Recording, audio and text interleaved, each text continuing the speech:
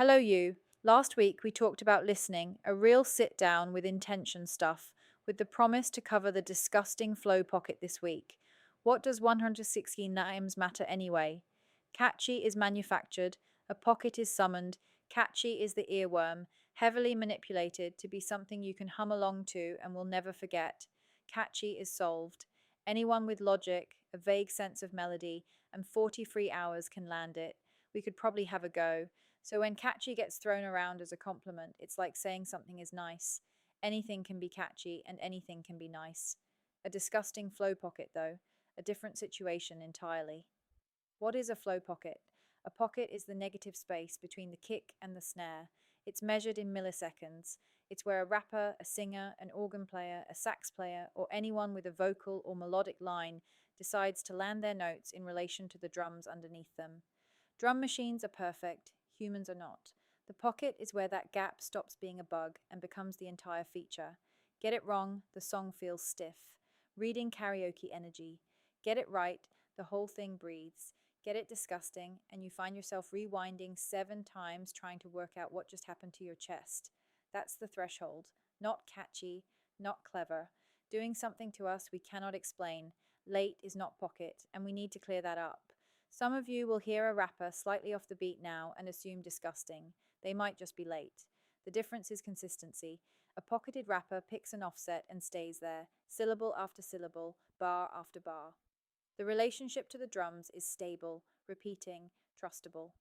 A late rapper drifts, way behind on one bar, slightly ahead on the next.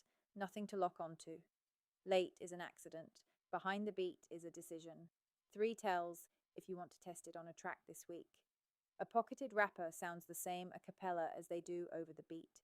Strip the drums from a Pusha T verse, and the internal rhythm is still there, intact, completely.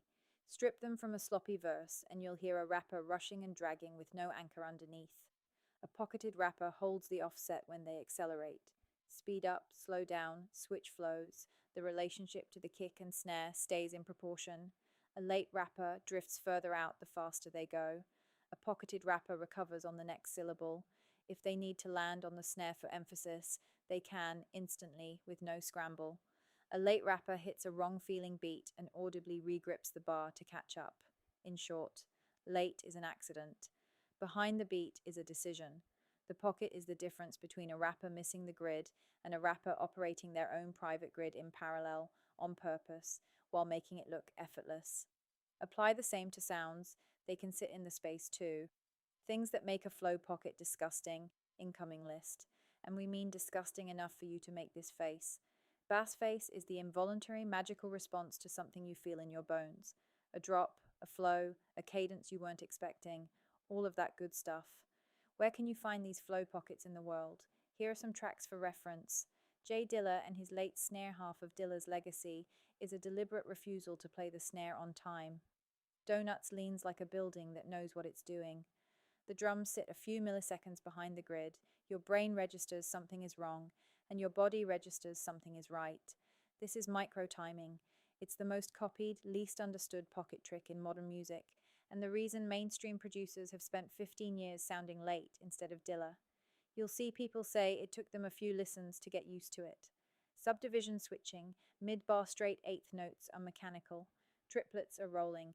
The disgusting flow pocket pivots between them inside a single bar, so the rhythm itself starts doing melody work. Listen to Kendrick on DNA after the beat switch. Listen to Doechii on Anxiety. Listen to anyone who has ever made you go, wait, what just happened? They didn't change tempo. They changed how time was being divided, and your ears followed because there was no other option. Rhymes buried inside the bar most rappers rhyme at the end of the line. We're trained to hear it coming. The outstanding ones bury rhymes inside the bar, on snare hits, on hi hat opens, in the gaps between drum patterns where you weren't expecting a word, let alone a multi-syllable one. Black Thought's 10-minute funk flex freestyle is the clinic. If you've never sat through it, clear an evening. This is not background music, and you'll probably want to rewind it a couple of times. Pusha T has been doing it for 2 decades, and people still call him a slow rapper. He has a particular flow and subject matter that have served him well for years. Breath as percussion, where a rapper takes air, is where the pocket lives or dies. Pusha treats his breath like a hi hat. Earl Sweatshirt holds a silence until it nearly hurts. Andre 3000 used to inhale in places that broke the song's geometry. Somehow it always landed. Doechi, in the last 10 seconds of Denial is a River, is a great representation, ignoring the bar entirely. The rapper sits so deep in the rhythm, the bar line stops mattering. A phrase finishes 2 beats into the next bar. The next one starts on the third 16th. They are not riding the beat anymore. Erykah Badu does this. Lauryn Hill on Lost Ones does this. D'Angelo does it for 78 minutes straight on Voodoo, which is And We Will Die on This Hill, the most pocketed record ever made. Some of our faves, Giggs has been the British answer to dragging behind the beat for nearly 2 decades. His classics sit at 80 to 95 BPM, but his flow feels closer to 70. Half time over an already slow beat. Talkin' to Hardest is one long argument that the snare is on his time, not the other way around. Kano is the technical sister piece.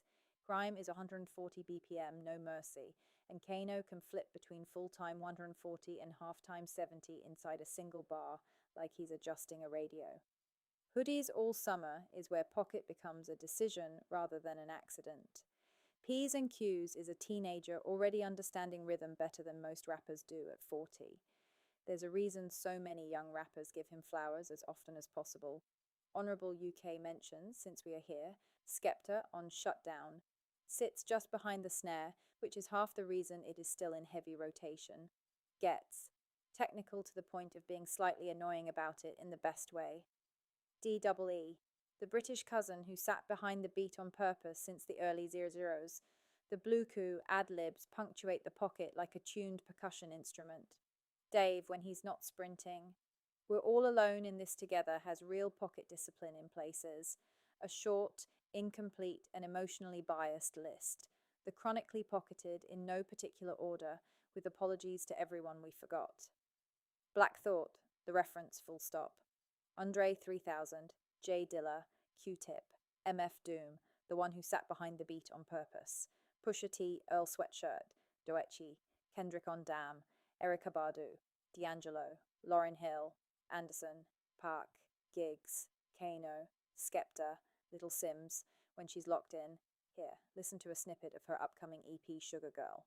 What links them is not speed, not density, not technical difficulty, although no denying it's hard to get right.